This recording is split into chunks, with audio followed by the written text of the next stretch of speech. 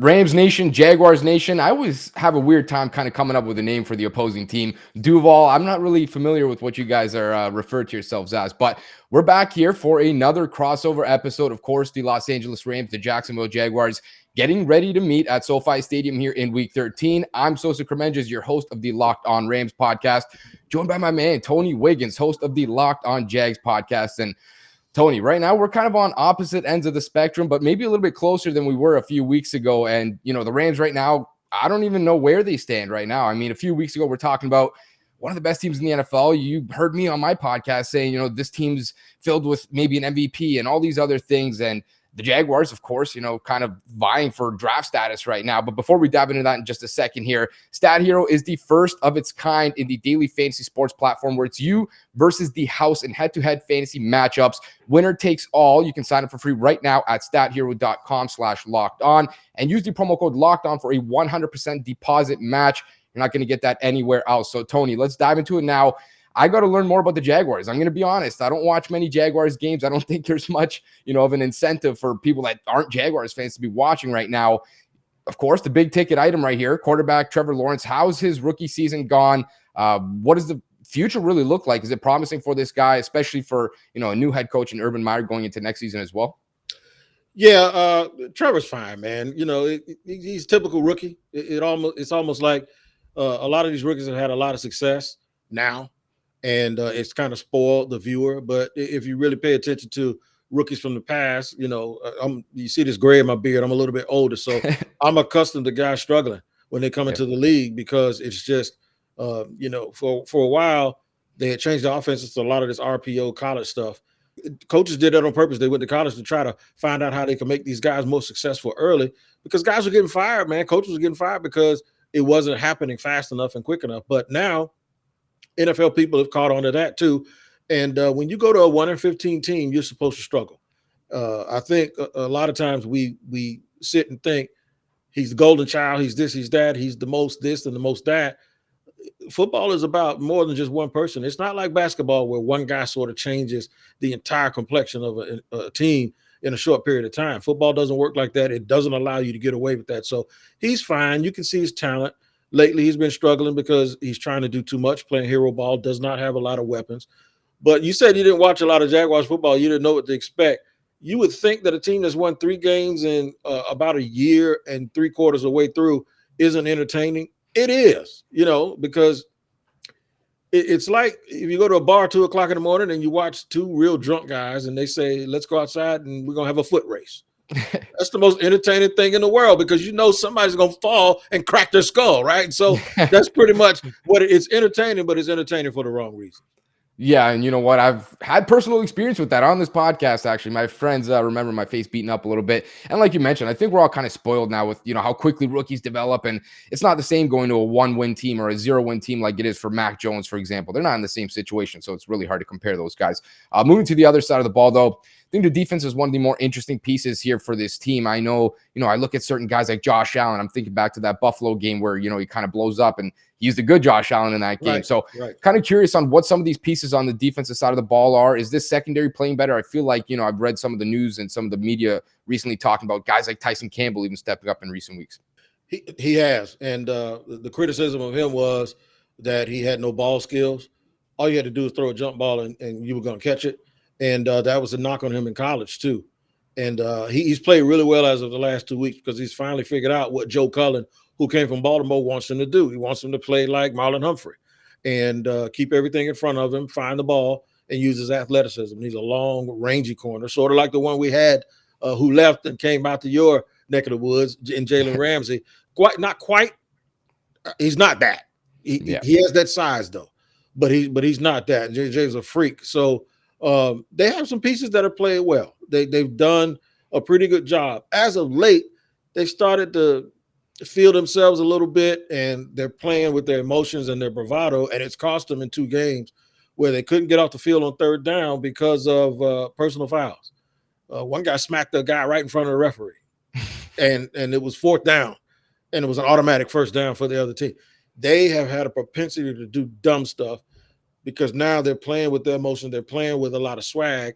But when that happens, you're always going to be penalized. But you can't have the penalties that allow your team to not get the possession change or that switches the momentum. You can't have them at the worst, having the dumbest penalties at the worst times, and it's cost them. Yeah, that feels like the mark of a young team that's still kind of learning and getting ready to be professionals. I feel like you've probably talked about this a million times in your podcast. I hate to bring it up, but I gotta know. Urban Meyer, this whole season's been just a whirlwind. I mean, I can't even imagine what it's been like for you to have to cover it from, is this going to be the guy next year? Is this the guy that's going to bring this franchise back to the days of, Maurice Jones-Drew, Fred Taylor, all these great players, David Garrard. You think about this guy from an outside perspective, it looks kind of weird. I don't really know if they're, smart to kind of stay with this guy, if they should start looking elsewhere. Of course, it's a different kind of story for the owner whose pockets are talking, not mine. When you look at this guy, how's his first season gone? Is there expectations for, maybe not that the seat's hot, but is the clock kind of, ticking here? And ultimately, do you think this is the guy that can lead this team back? I don't, and I did, and I don't. He's done enough stuff now that has totally made me change my mind, because we're all trying to figure out around here what is the one thing that is the staple that he does well. What's the one thing you got? It ain't play calling. It's not personnel. We thought it was, even though he's known for being a good evaluator of talent from high school to college. He hadn't done that very well here. And the implementation of how you run a training camp and who can play, they have this overemphasis on speed as opposed to having an emphasis on good. And they've had 3 fast wide receivers that they pretty much run through here like a car wash in the last 4 or 5 weeks, and they're all gone. It's because they didn't get any speed in the offseason, and the guys they can't run. So what you have is Cooper Kupp, who runs a 4.5. They wouldn't look at him if he were coming out of college.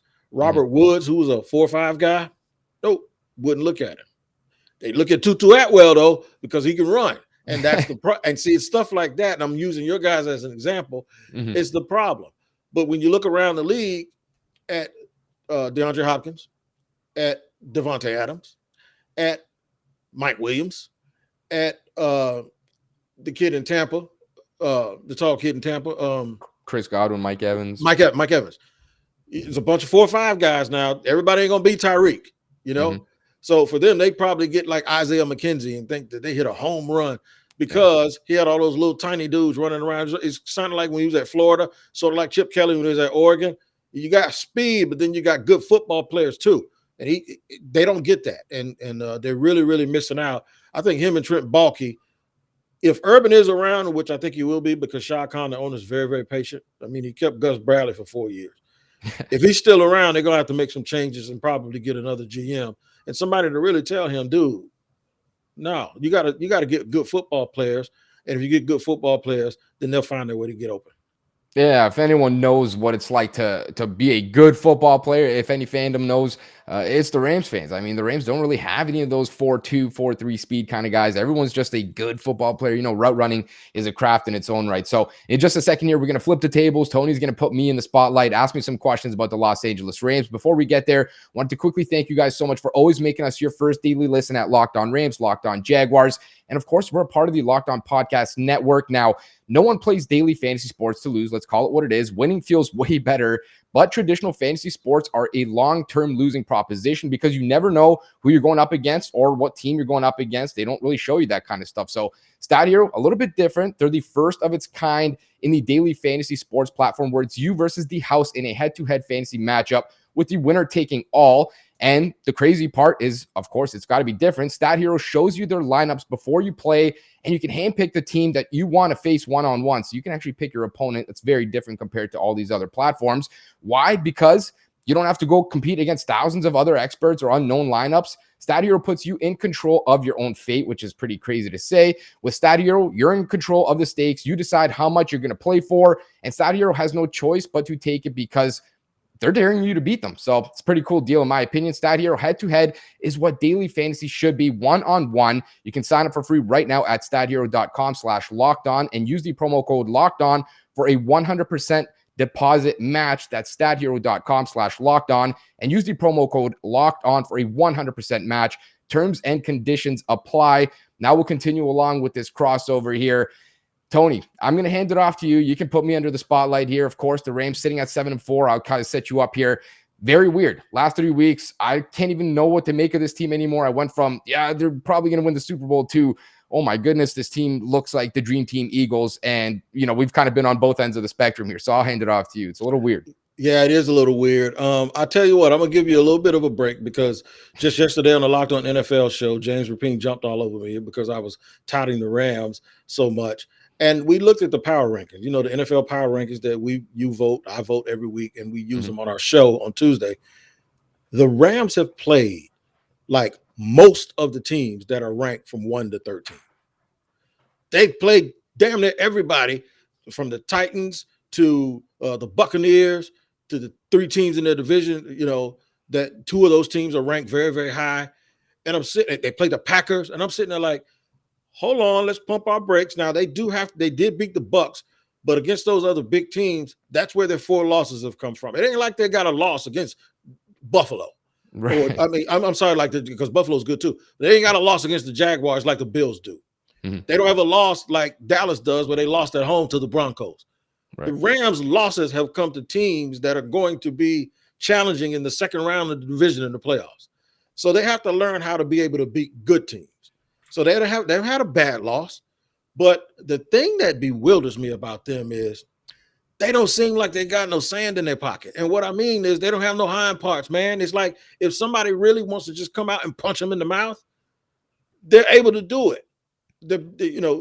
Jalen Ramsey, he's not guarding the best receiver, and Raheem Morris is getting a lot of criticism. So you tell me from your mouth, what is going on with them? Are they absolutely soft? Do they miss Michael Brockers? Why are they not playing well?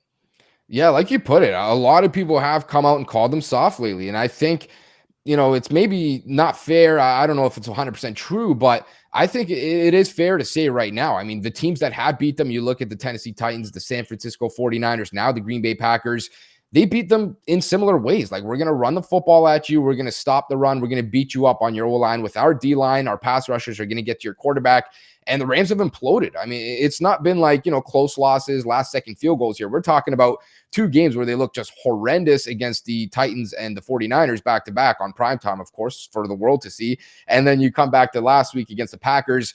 And this is a team that, let's be honest here, the Rams, they're built to try and go to a Super Bowl. They're not trying to, get to the first round of the playoffs. They did that last year. They didn't have to trade all these picks for Matthew Stafford to go get knocked out in the playoffs again. This team is built to go get a Super Bowl. So when you lose to teams like the Packers, it's concerning, right? Because this is a team you're probably going to have to go through if you want to get to the Super Bowl. So, on one side of it, I see the argument that, yeah, they are soft. They need to be better against the run. They need to be way better running the football. I mean, they've been god-awful running the football. Can't move guys off the line of scrimmage. I don't really know how that's going to get fixed. But at the end of the day, I still think they have all the talent in the building that they need. They just need to find a way, to gel and really to get that momentum back. I feel like ever since that fourth quarter against the Houston Texans a few weeks ago, I want to say 4 or 5 weeks ago, the Rams benched everyone. They were up like 38-0 or something. Benched everyone. And the Texans go on and score 22 straight points, nearly make it a game. And ever since then, it's been just a terrible skid. So right now, really talented, but they're not showing it. But I think they're, trending towards the right direction. You look at the Packers game, actually look like a team. Of course, they didn't do well enough to win, but it's a good team that they lost to. And I think they're starting to trend in that right direction. And right now, this week, I mean, it's a good one to really try and really get back on track here. I have a theory, and I want to find out. It seems like ever since the Super Bowl, when I don't know if you saw when the footage when Belichick was like 5-6 minutes to go, and he went to talk to his defense, and he goes, "They got nothing. Just do your job. They have nothing. There's nothing they can do if you do what you're supposed to do." So for a coach to say that, he's not just psyching his team out. He absolutely knows, because of their tendencies and because of film study and because of the matchup. It's like when you watch boxing and you see, oh, he can't do nothing with him. It's like, it seems like every single game they lose, I hear Belichick in my ear. It's almost as if everyone watched that tape and that's how you play against Sean McVay. Because is that true? Do you get that feeling? Because every single game they seem to lose, they lose it the same way.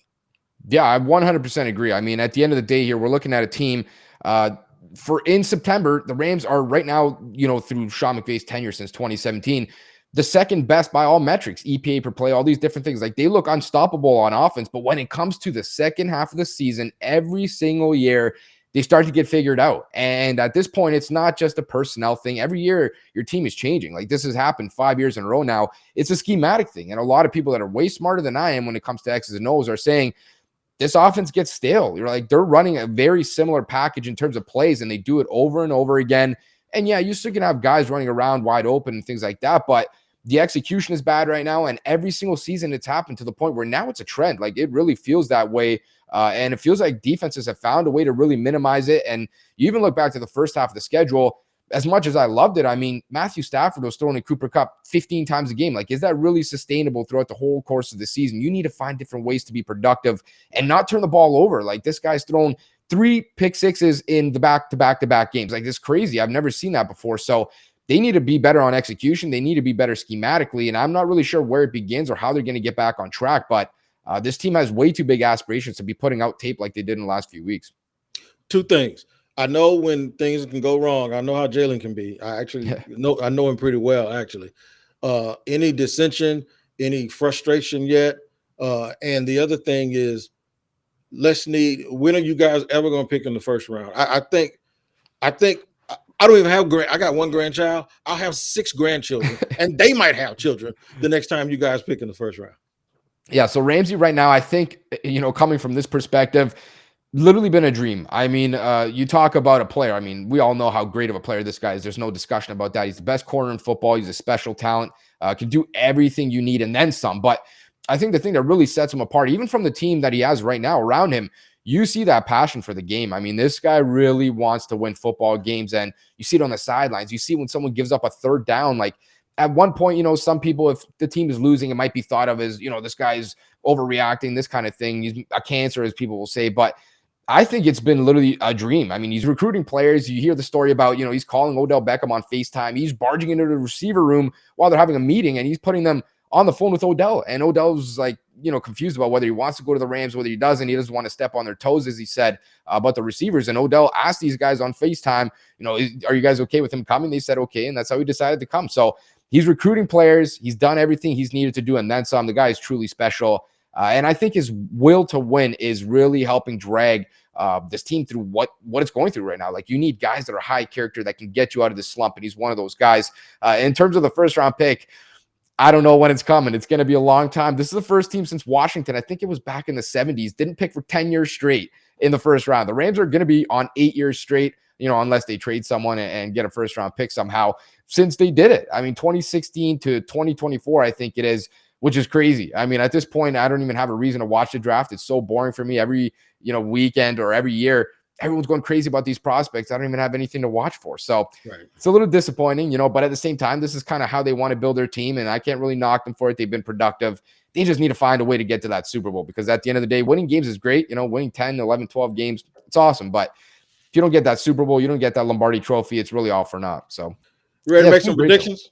Yeah, let's do it. In this last segment, we're going to dive into what we think about these predictions, maybe some matchups to watch, things like that. But before we get there, thank you guys so much for always making us your first daily listen here at Locked On Rams, Locked On Jaguars. If you guys want to get in on some betting action, you guys know I like to do it on my podcast. Probably not that smart of me because the Rams are in a bad skid. You can go check out betonline.ag. They have you covered for all season, more props, odds, and lines than ever before. As the football season continues to march towards the playoffs, BetOnline remains your number one spot for all these sports action this season. So go ahead to their new updated desktop or mobile website to sign up today and receive your 50% welcome bonus on your first deposit. All you have to do is just use the promo code Locked On to receive your bonus. From basketball to football, NHL, boxing, UFC, even right to your favorite Vegas casino games. Don't wait. Make sure to take advantage right now of all the amazing offers available for the 2021 sports season. BetOnline is the fastest and easiest way to bet on all your favorite sports. BetOnline, where the game starts.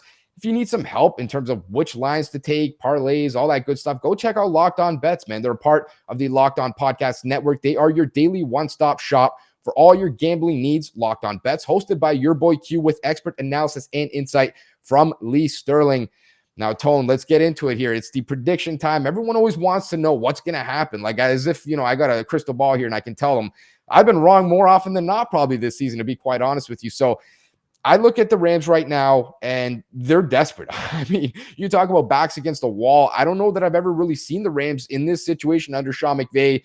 The expectations are grand, like Super Bowl or bust at this point. In my opinion, it's like NFC Championship game or bust. Yeah, anything can happen in those games, but you need to get right now. And the Rams are 2.5 games back from the Arizona Cardinals in the NFC West. I mean, you can almost chalk that one up as an L, which means the Rams are not going to be a top 4 seed. I can tell you personally, they do not want to do that. If they got the first seed, the whole playoffs go through SoFi Stadium, right? The Super Bowl is being played in SoFi. That would be, an advantage like no one's ever really seen. I look at the Rams right now. They're desperate. I can't see them not having this sense of urgency. Of course, they're a little bit more talented as well than the Jaguars are. They're at home, which is good for them as well. I'm going to have to pick the Rams in this one. I think they're going to get back on track. I still don't trust them fully to really have, the cleanest game or the best game. So I do think the Jags are going to find a way to at least be a little bit productive as well. In terms of a score prediction, I might go with something like, 31-17, which is going to be close enough to be a game. But I still think the Rams are just a little bit too talented and way too desperate right now to give those Jaguars their third win. But I'm going to hand it over to you. The Jaguars have not protected Trevor Lawrence well, especially from the right side. So if Leonard Floyd ever wants to have a breakout game when he lines up in front of Jawan Taylor, he's going to be able to do it. The Jaguars' best chance to win is James Robinson. It's to try to do to them what everyone else has done, and that's run the football. And they can block. They can run block. They can definitely. All of those guys, all 5 of them are really good at moving people out of the way. They don't have a lot of speed at receiver. If it gets into a track meet, they're going to lose. Good news for Rams fans is, bad news. Here's good news, bad news. Bad news, good news for Jaguar fans is when they played the best opponents, the team has played the best. The best team they played this year is Buffalo. They beat them. Next best team they played was Tennessee. They were in the game. Well, no, they played Arizona, and they were leading at halftime. So they played those 3 teams, and they've been tough. So whenever they have a situation like this, you can count on them to put their best foot forward. They went out west to play Seattle and played probably the worst football game I've ever seen. And I'm hoping that they travel better this time. The good news for the Rams is that whenever you're a sick football team, you need an antibiotic. The Jaguars have been, everyone who's been sick, they've been the elixir that actually got them well. So if you look up football antibiotic in the dictionary, there's a picture of the Jaguars logo right there. So I don't think they're going to beat them. I think the West Coast traveling and eventually just the top line talent. We've talked about the GOAT. I think he's the best corner in the league. I think the best defensive lineman I've probably ever seen is Aaron Donald. They just have too much speed and too many ways that they can make plays and score points. And then the other thing that they do, the 49ers, much like San Francisco, they're a rhythmic offense. Teams that get in rhythm like that and can extend drives with short passes, the Jaguars struggle with them. The 49ers, let me tell you this, the 49ers played the Jaguars. Sosa on the first drive, I'm going to give you the stats. It was a 21-play, 87-yard drive after the opening kickoff that took 13 minutes and 5 seconds off the clock. That's a lot. That's a whole lot. And then I check this out. They only got 3, but then they kicked off and the Jaguars went 3 and out. And they got the ball back and ran like another 7 minutes off the clock. The Jaguars got the ball back again and turned it over. They were huffing and puffing, man. It was unreal. They had only run 18 plays midway through the third quarter. Can't get off the field. Yeah. Can't get off the field. So I'm going to say LA 37, Jaguars 10.